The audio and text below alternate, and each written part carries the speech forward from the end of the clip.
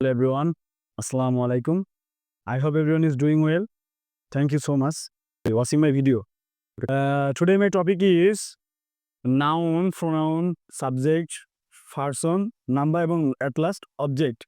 So আমি যদি noun এবং প্রোনাউনকে চিনি বা আইডেন্টিফাই করতে পারি তাহলে আমি সাবজেক্ট, পারসন, নাম্বার এবং অবজেক্টকে আমি আইডেন্টিফাই করতে পারবো যে কোনটা সাবজেক্ট, কোনটা পারসন, কোনটা নাম্বার অ্যান্ড কোনটা অবজেক্ট।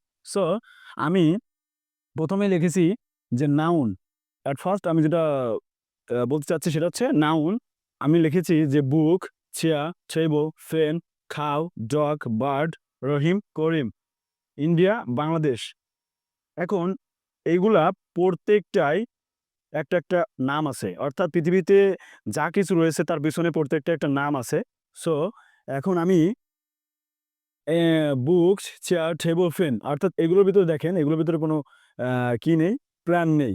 অর্থাৎ যেগুলোর ভিতর প্রাণ নেই সেগুলো তো বস্তু, অর্থাৎ চেয়ার, বুক, টেবল, ফ্যান এগুলো হচ্ছে বস্তু এবং এগুলো হচ্ছে নাউন, বস্তুবাচক নাউন যেটা আমরা বলে থাকি আর কি।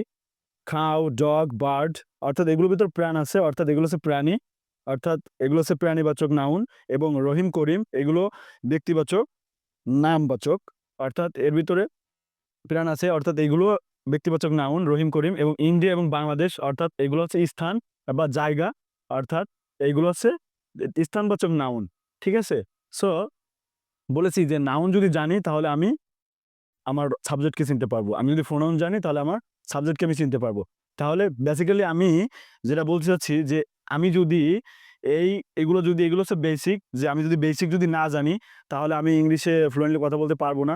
আমি যদি নাম্বার, তারপর হচ্ছে আমি যদি নাউন বা আমি যদি প্রোনাউন বা আমি যদি অবজেক্ট বা আমি যদি সাবজেক্ট বা আমি যদি পারসনকে আইডেন্টিফাই করতে না পারি তাহলে আমি ইংলিশে কথা বলা বা একটা সেন্টেন্স মেক করা, সো আমার কাছে প্রবলেম ক্রিয়েট হবে তখন। সো এর জন্য এইগুলো হচ্ছে বেসিক্যালি যেগুলো আমি যদি এগুলো যদি জেনে থাকি তাহলে আমার ওই ক্ষেত্রে সেন্টেন্স মেক করা বা আমার ইংলিশে কথা বলা ফ্লুয়েন্টলি তখন আমার কাছে এগুলো ইজি হবে। সো আমি এগুলো বলতে পারি যে ভেরি ভেরি ইম্পর্টেন্ট, এগুলো হচ্ছে জাস্ট বেসিক। সো তাহলে নাউন হয়তো আমরা চিনতে পারছি, এখন আমরা চিনবো হচ্ছে প্রোনাউন। অর্থাৎ আমরা জানি প্রোনাউনের বাংলা হচ্ছে সর্বনাম। আমরা যেটা বাংলায় পড়ি সর্বনাম, অর্থাৎ সর্বনাম হচ্ছে যেগুলা আমি, তুমি, সে, তারা, তোমরা, তাদের, এগুলো হচ্ছে সর্বনাম। আর বাংলায় একে ইংলিশে বলা হচ্ছে প্রোনাউন। অর্থাৎ এখানে আমি লিখেছি যে I, we, you, they, she, he, name, it, এই আটটা হচ্ছে প্রোনাউন। অর্থাৎ এই আটটা প্রোনাউন, এই আটটা যদি আমি জাস্ট আইডেন্টিফাই করতে পারি তাহলে আমি প্রোনাউনকে পানি করে ফেলতে পারবো। ঠিক আছে? সো এখানে এই আটটা হচ্ছে আমার জাস্ট মাথায় রাখতে হবে যে এই আটটা প্রোনাউন। ঠিক আছে? অর্থাৎ এখন আমি যদি উদাহরণ লিখি তাহলে আমাদের কাছে ইজি হয়ে যাবে যে প্রোনাউনগুলো কি। সো আমি যদি এখন লিখি যে কোশ্চেন লিখি যে তুমি কাল কোথায় গিয়েছিলে? তুমি কাল কোথায় গিয়েছিলে? তাহলে তুমি কাল কোথায় গিয়েছিলে? এখন আমি যদি বলি অ্যান্সার যদি আমি বলি যে আ আ তমা কাল কলকাতা তমা কাল কলকাতায় গিয়েছিল। তাহলে আমি যদি এটা বলি যে তমা কাল কলকাতায় গিয়েছিল তাহলে আমাকে অনেকে বোকা বলবে। কেননা এখানে আমি বলছি যে তুমি কাল কোথায় গিয়েছিলে? তাহলে আমি যদি বলি যে তমা কাল কলকাতায় গিয়েছিল তাহলে আমাকে সবাই বোকা বলবে। বাট আমি এখানে অ্যান্সার বলতে পারি যে আমি আমি কাল কলকাতা গিয়েছিলাম।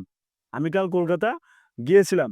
তাহলে অ্যান্সারটা আমার প্রপারলি সঠিক হবে। বাট এখানে সেকেন্ড পারসন ভাববে যে এখানে আ ফার্স্ট পারসন কথা বলতেছে। বাট এখানে যদি আমি যদি বলি যে তমা কাল কলকাতায় গিয়েছিল তাহলে আ সেকেন্ড পারসন ভাববে এখানে থার্ড পারসন কথা বলতেছে। সো তাহলে আমাকে সবাই বোকা বলবে। বাট তাহলে আমি পারসনকে আমি কিন্তু আইডেন্টিফাই করতে পারবো না। আমি বলেছি যে আ পারসন হচ্ছে নামের পরিবর্তে যেটা ব্যবহার করা হয় সেটা হচ্ছে প্রোনাউন অর্থাৎ সর্বনাম বা এটা। সো তাহলে এখানে তুমিটা হচ্ছে সেকেন্ড পারসন অর্থাৎ এটা সর্বনাম। তমাটা হচ্ছে নাম একটা। এটা হয়ে গেল তোমার নাউন। বাট এখানে যদি আমি বলি তাহলে এটা ফার্স্ট পারসন। তাহলে আমার সাথে তোমার কথা হচ্ছে তাহলে এটা প্রোনাউন জাস্ট আমি আইডেন্টিফাই করতে পারবো।